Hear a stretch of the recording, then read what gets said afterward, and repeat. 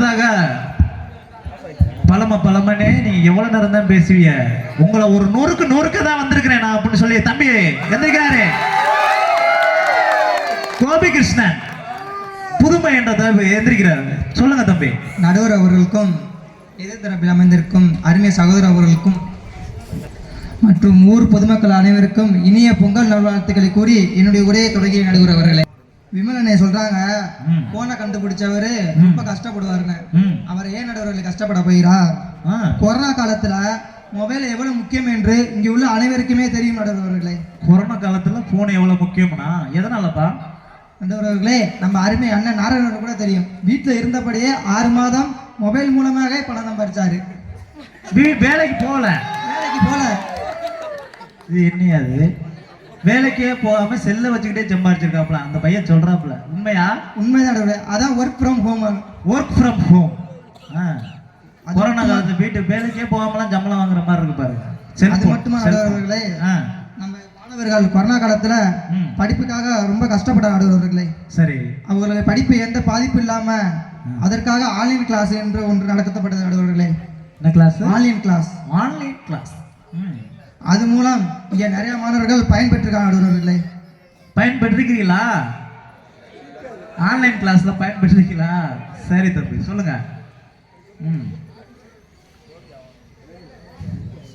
நடுவர்களே, பக்கத்து வீட்டுக்காரன்ட்ட ஒரு 1000 ரூபாய் கடன் கேட்டா கூட கொடுக்க மாட்டாங்க நடுவர்களே. பக்கத்து வீட்டுக்காரன்ட்ட கடன் நான் நேத்து இப்பதான் இந்த கடன் ஒண்ணு எனக்கு ஆகுது.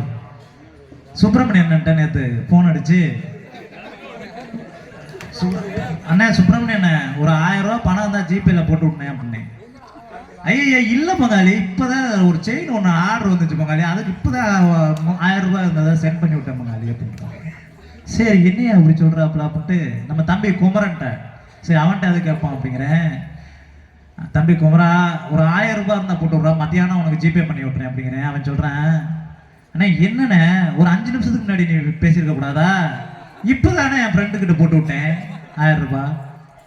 யாருமே கடனே கொடுக்க மாட்டாங்க தம்பி, இன்னைக்கு கொடுக்க மாட்டாங்க. அதுக்கு அவங்க சொல்றது இருக்கு பாருங்க, நம்ம கேட்காத அளவுக்கு சொல்லுவாங்க கதையா. ஆமா, கதையாதான் போய்கிட்டு இருக்கு. 10 ரூபாய் வாங்க முடியல என்னமா, அது கொடுக்கலன்னு சொல்லிட்டா கூட பரவாயில்ல, அதுக்கு சொல்ற கதையை தான் தாங்க முடியல. அது தெரிஞ்ச 2 பேரும் கதையாதான் பேசுதுங்க. பணம் சரி ஒரு 500 ரூபாய் போட்டு விடுறேன் அப்படின்னு சொல்றாங்களா? இல்ல, காசே கொடுக்க மாட்டாங்க. சொல்லுங்க. யாருன்னே தெரியாத ஒரு 3வது நபர் லோனும் என்னும் முறையின் மூலம் நமக்கு கடன் கொடுத்து நம்முடைய வாழ்க்கை வாழ்வாதாரத்தை உயர்த்திக்க நடுவர்களே. லோன் இஎம்ஐயா? ஆமா நடுவர்களே, இஎம்ஐ கொடுத்துட்டு இருக்காங்களா? ஆமா நடுவர்களே. நமக்கு ஒரு 5 லட்சம் வாங்கி விடுவேன். கேளுங்க, தருவாங்களா? டாக்குமெண்ட் எதுவும் கொடுக்கணுமா? டாக்குமெண்ட் கொடுக்கணுமா? ஆமா நடுவர்களே. சொல்லுங்க தம்பி. பாஸ்போர்ட் அதான் இன்றைய காலத்தோட பெனிஃபிட் நடுவர்களே. பாஸ்போர்ட் அதான் இன்றைக்கு பெனிஃபிட். ஃபாஸ்ட் ஃபுட் இன்றைக்கு பெனிஃபிட். ஆமா நடுவர்களே, நீங்க ரொம்ப நல்லா ஃபிட்டா தான் இருக்கிறீங்க. ஆமா நடுவர்களே, வேலைக்கு போயிட்டு அவங்களே வந்து அசதியா படுத்திருக்கும் போது சாப்பாடு செய்ய சம அப்படி இப்படின்னு சொன்னா அது பத்த வச்சு அது கொதிச்சு அதுக்கப்புறம் சமைக்கிறக்குள்ளேயும் பசிய பறந்து போயிடும் நடுவர்களே. அதான் ஃபாஸ்ட் ஃபுட்டுக்கு போயிட்டீங்களா? ஆமா, போய் ஹோட்டல்ல போயின்னா 2 நிமிஷம் தான் சட்டியில அரிசி அள்ளி போட்டு இங்கிட்ட ஒரு திருப்பு இங்கிட்ட ஒரு திருப்பு, அவ்வளவுதான் நடுவர்களே. புரியாட்டுமா தூப்பாய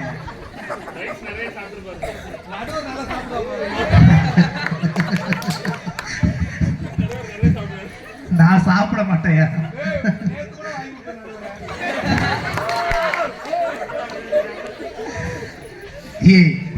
எல்லாருக்கும் சொல்லாத சொல்லு தம்பி. அது அழகா அப்படியே அள்ளி இலையில போட்டு கொடுப்பாங்க பாரு, ஆகா என்ன ஒரு அற்புதம். அது சுவையாதான் இருக்கும்.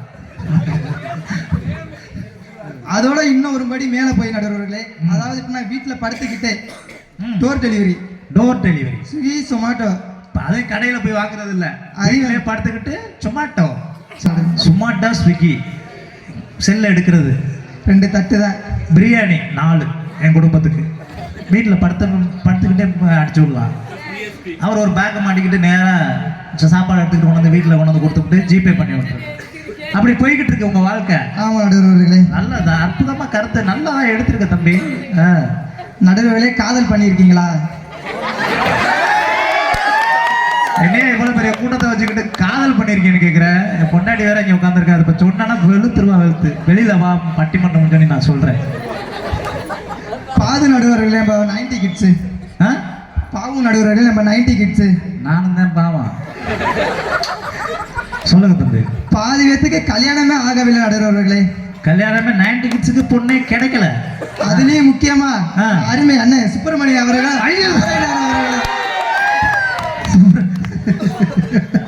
சுப்பிரமணியன் நீ நல்லா யசவாதான் உட்கார்ந்துருக்கிற. இவங்க காதல் எப்படின்னு பாத்தீங்கன்னா 1 கிலோமீட்டருக்கு அங்கிட்டு வர அவங்க காதலியை பார்த்துட்டு இங்கேயே தலை குமிஞ்சு போயிடுவாங்க நடுவர்களே.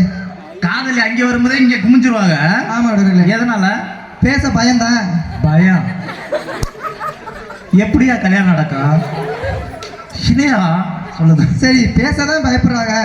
சரி லெட்டர் மூலம் அவங்க காதலை தெரிவிச்சாங்க. பார்த்தா நல்லா எழுதுவாங்க. ஆனா குடுக்க பயந்த பாதி காதல் செத்து போச்சு நடுவர்களே. எழுதிக்கிட்டே இருக்காரா லெட்டரு? குடுக்க பயந்து பாதி காதல் செத்து போச்சு நடுவர்களே. நானும் ஒரு லெட்டரை கொடுக்கவே முடியல இன்ன வரைக்குமே. என்ன வச்சிருக்கீங்க பத்திரமா? டைரிக்குள்ளே இருக்கு. அப்படியே இருங்க, சேஃப்டியா இருக்கட்டும்.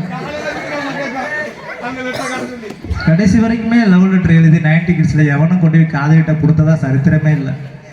கொடுத்திருந்தாதான் கல்யாணம் நடந்திருக்குமே. நான் காலையில ஸ்கூலுக்கு போவேன் நடுவர்களே. அப்பக்கே நம்ம அண்ணன் நாராயண அவர்கள் உட்காந்து சின்சியரா எழுதுவாப்ல. சரி என்னதான் எழுதுறாங்கன்னு பக்கத்துல போய் பார்த்தா அன்புள்ள அன்புள்ள பரிமிளா. அன்புள்ள பரிமளா. அன்புள்ள பரிமளா சொல்லுங்க. ஆரம்பிச்சு ஒரு கவிதை ஒன்று எழுதுவார் பாருங்க. பட்ட பகலிலே பங்குனி வெயிலிலே என்னை பார்த்து சிரிக்கும் நிலா ஒரு ஆச்சரிய குறி. அப்புறம் எப்படியா கல்யாணம் நடக்கும்? கடையில் ஆச்சரிய எழுதுறதுதான் வேலை. இப்ப 90 கிட்ஸ் எல்லாம் முதல்ல எழுதுற விட்டுட்டு பொண்ணை பாக்குறப்பா வெளியே பாருங்க. அப்படிதான் அவர் சொல்றாப்புல. டைரக்டா சொல்லுங்க. நீங்க என்ன பண்ணுவீங்க? நம்ம செல்லு தான் நடுவர்களே. செல்லு என்ன பண்ணுவீங்க? செல்ல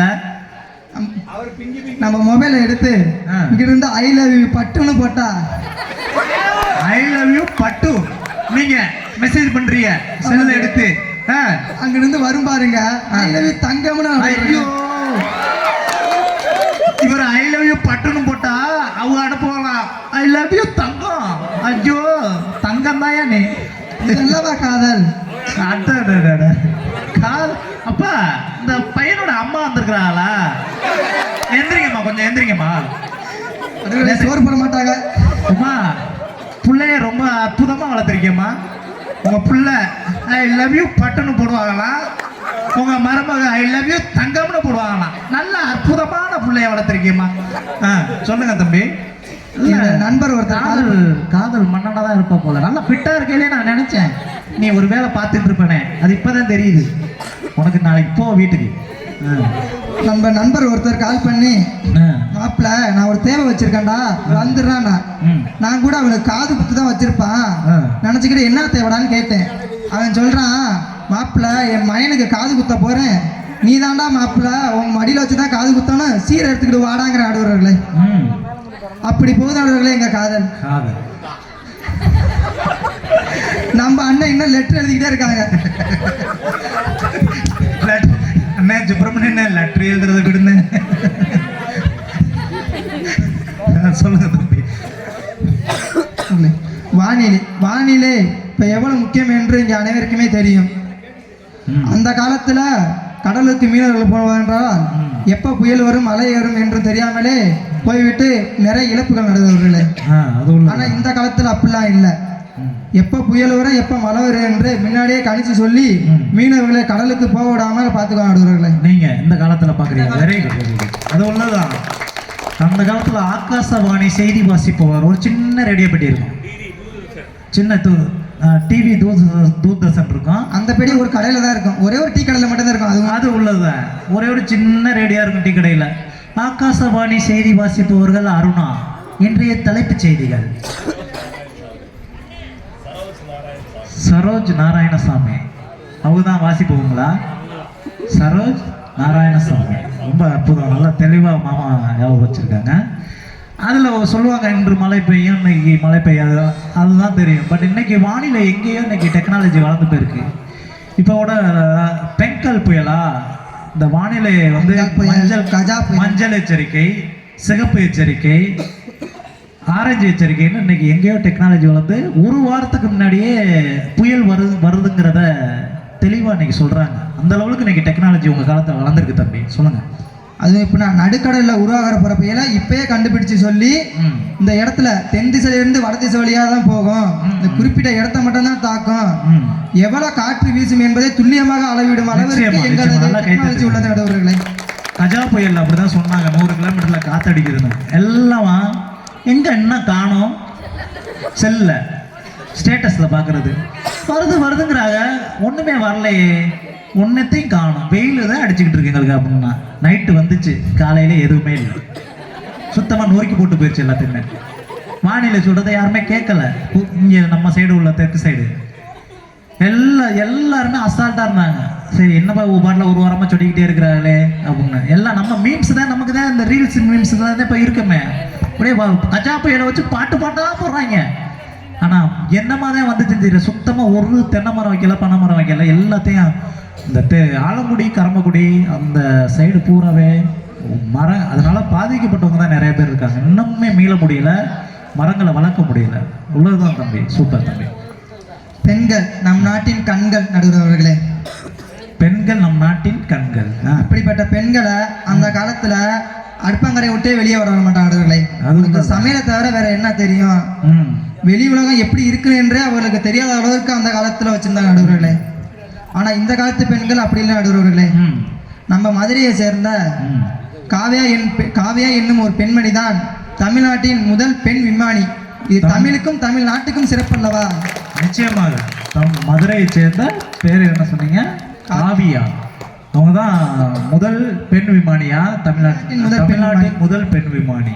ரொம்ப அற்புதமா எடுத்து சொல்லியிருக்கேன் தம்பி. பெண்களோட வளர்ச்சி இன்னைக்கு சொல்லவே முடியாது, அந்த அளவுக்கு போயிட்டு இருக்காங்க பெண்கள். சொல்லுங்க. நமது புதுக்கோட்டை ஆட்சித்தலைவர், புதுக்கோட்டை மாவட்ட ஆட்சித்தலைவரா, அவங்களும் ஒரு பெண் தான் நடுவர்கள். நிச்சயமா. திருமதி அம்மா அருணா அம்மா. நிச்சயமா. இந்தியாவின் முதல் பெண் மருத்துவமனை நம்ம புதுக்கோட்டையை சேர்ந்த அம்மையார் முத்துலட்சுமி அம்மையார். முத்துலட்சுமி அம்மையார் புதுக்கோட்டையை சேர்ந்த அம்மா. ஓகே, சொல்லுங்க தம்பி. பழமைன்னு பேச 3 பேரும் வந்து உட்காந்துருக்காங்க. இவங்க எங்க நடுவர்களே பழமையில இருக்காங்க. நீங்க பேசின பேச்சை பார்த்து நிச்சயமா இந்த அணி வெற்றி பெறாதான் எனக்கு நினைக்கிறேன். வச்சு செஞ்சுட்டியே நீங்க. பழமை சொல்லிருக்காங்களா? எங்க மாட்டு வண்டியை கட்டிக்கிட்டு அண்ணனை வேலைக்கு போக சொல்லுங்க பாப்பா. இருந்து 200 கிலோமீட்டர் போகணும். மாட்டு வண்டியை கட்டிக்கிட்டு போயா அப்படின்னு அவர் தான் சொல்றாப்புல. வேலைக்கு போயிட்டு வர்றதுக்கு 1 வாரம் ஆகும். ஆமா, மாட்டு வண்டியை கட்டிட்டு நான் மீமிஜில் போயிட்டு வந்தா நல்லா தான் இருக்கும். அண்ணனை வேலையை வச்சிருப்பாங்களா? போயிட்டு வாப்பா அப்படின்னு சொல்லி அனுப்பி விட்டுருவாங்க. ஆனா எங்க காலத்துல வாகனம் என்ற ஒன்றை கண்டுபிடிச்சு இங்க இருந்து போக 3 மணி நேரம் தான் நடுவர்களே. 3 மணி நேரத்திலே போயிட்டு வந்துடுறாரு வேலைக்கு. போயிட்டு வந்துடுறாரு. அண்ணன் வேலைக்கு போயிட்டு இங்க இருந்து கால் பண்ணுவான், அண்ணன் டீம் வந்துருச்சுனே வாங்கனே சொன்னா இந்த 3 நிமிஷத்துல வரேன்டா தம்பி அப்படிம்பாரு. அப்படி போடு, டீம் வந்துருச்சுன்னு போன் பண்ணுவாங்களாம், அவங்க 3 நிமிஷத்துல வந்துருவாங்களாம். 3 நிமிஷத்துல வந்துருவாங்க. ஆட்டேப்பா விளையாட்டுனா அந்த லெவலுக்கு இன்னைக்கு உங்களுடைய டெக்னாலஜி வண்டி எல்லாம் இன்னைக்கு அப்படி வந்துருச்சு. அவர் மாட்டு வண்டியை கட்டிட்டு போலாங்கிறார். பழமையை போற்ற வேண்டியதா இல்லையா நடுவர்களே? பழமையிலிருந்து புதுமைக்கு மாற வேண்டிய காலம் மாறிவிட்டது நடுவர்களே. பழமையிலிருந்து புதுமைக்கு போயிடுங்கன்னு உங்களை சொல்றாப்புல. புதுமைதான் இப்ப இருக்க காலகட்டத்துக்கு நல்லா வாழ்வதற்கு சிறந்ததாக இருப்பது புதுமைதான் நடுவர்களே.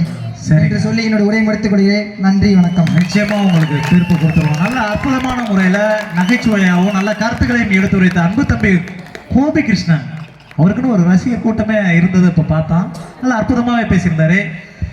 அடுத்து